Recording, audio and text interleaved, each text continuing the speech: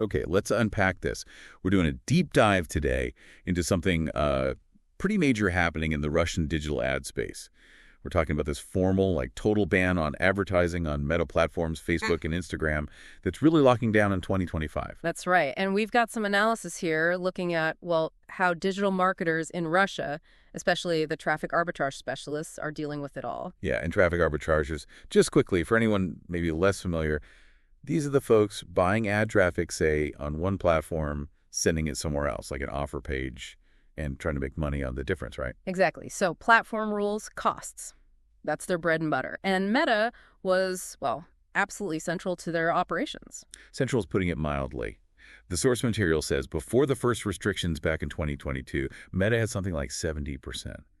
70% of all social media ad budgets there. It's an incredible market share, just dominant. And even after 2022, people found ways around things. Some estimates suggest maybe up to 25% of influencer marketing money was still somehow finding its way to Instagram. Workarounds.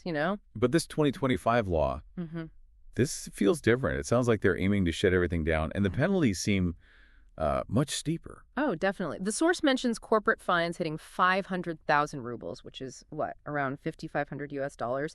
And individual fines, too, smaller, like 2,500 rubles, maybe 28 peoples, but still. It sends a message. Yeah, and the source mentioned potential criminal liability in some cases. That really ups the ante. It absolutely does. That shifts it from just a cost of doing business to a much more serious risk. And the reasons given: protecting Russian interests, stopping funds going to platforms they've labeled extremist or unfriendly. That's the official line, yes. The key thing here is how comprehensive it aims to be. They really seem determined to close those loopholes that people were using after 2022. It feels like a final curtain. Okay, so given Meta was so big, this ban isn't hitting everyone equally, is it? I imagine some industries, some verticals are really feeling the pain more than others. Absolutely. Some sectors were almost perfectly aligned with what Meta offered. Take finance and investment offers. Right, I can see that. Meta's targeting, it was ideal for finding people interested in trading, Forex, crypto, financial courses, that kind of thing. Exactly. That ability to pinpoint interests, behaviors, it was gold for them now. They have to completely rework their strategies. They're forced to look at, Telegram channels, maybe VK's options, perhaps even more expensive search ads. It's a big shift. What about those areas that maybe operated a bit more on the edge, like gambling and betting? Another heavily impacted area. Despite Meta's strict rules, arbitragers got very good at using cloaking techniques to run gambling or betting ads. Facebook was actually a surprisingly big source of traffic for online casinos, sports betting, targeting the Russian market. So this ban just wrinks that out within Russia on Meta. Yeah, pretty much, yeah. Inside Russia, those Meta channels are gone for them. Their options now are shifting to platforms like Telegram, which might be more lenient, or focusing their ad spend entirely outside Russia in other countries. And just regular online stores. Yeah. E-commerce, selling physical stuff. Instagram felt huge for that. Fashion, beauty product. Oh, it was perfect for it. Highly visual, those shopping tags, the engagement. It drove a lot of sales. Yeah. Replicating that kind of conversion rate, especially for visual impulse buys on other platforms, that's going to be tough. It's a real challenge. And things like online courses, coaching, the info product world. Instagram seemed great for building that connection. It really was. Using stories, building a personal brand, targeting interests for courses or memberships, it fostered trust. Trying to build that same kind of connection and trust, moving that audience somewhere else. It's not just a technical switch. It's strategic. It's creative. Okay, so we see the scale. We see who's hurting most. The big question then is, where do they go now? Where are these Russian marketers and arbitragers actually finding traffic today? Right, and this is where you see the adaptation happening pretty quickly. They're not just stopping, they're actively pivoting. The most obvious place people are looking is VK, along with its My Target ad network. VK, Russia's big domestic social network. Makes sense. Yeah, it was already a major player, but it really became the primary one after 2022's initial moves. It's got a massive user base, the source says, over 70 million monthly active users. Yeah. And significant ad volume to 1.5 million promotional posts every quarter. So the scale is there. Okay, scale's there, but how does it stack up? What are the pros and cons compared to Meta? Well, the pros are, it has familiar formats like feeds and stories. It has that huge local audience. And the ad market there is probably less crowded now than Meta used to be. But the cons, Generally, the targeting isn't seen as quite as sophisticated, quite as granular as Facebook's algorithms were. So your cost per acquisition might go up for some niches. And, it's mainly Russia-focused. Less useful if you were targeting internationally from Russia. Okay, what about Telegram? That's blown up everywhere, including Russia, right? Yeah. Oh, massively. The source says its Russian audience nearly doubled since 2022. It's really become more than just messaging. It's a huge content platform now with all the channels. So how are advertisers using it in this new situation? It's proving really valuable for certain niches, especially finance, crypto, news, business stuff. You can target specific channel audiences directly. Plus, it has its own official ad platform now, and sometimes the moderation is, let's say, less strict than the big social networks. But not a perfect replacement, I'm guessing? Definitely not. Visually, it's more limited than Instagram or Facebook's feed.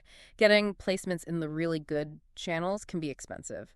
And it's probably not as good for those impulse visual purchases. Okay, VK, Telegram. But then the source material points to TikTok. This sounds like where things get really interesting. Yes. TikTok. Now, it has its own complexities with content rules inside Russia, but crucially, the ad platform is often accessible, maybe through international accounts.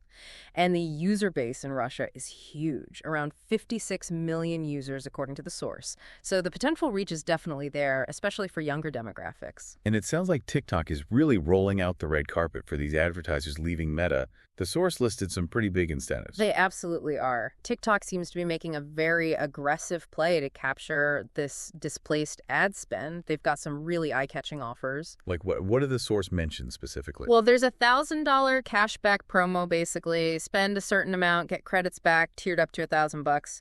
There's another one, $3,000 in ad credits if you spend $1,500 on lead generation campaigns. That's specifically for first-time advertisers. Wait, spend $1,500, get $3,000 back in credits for lead gen?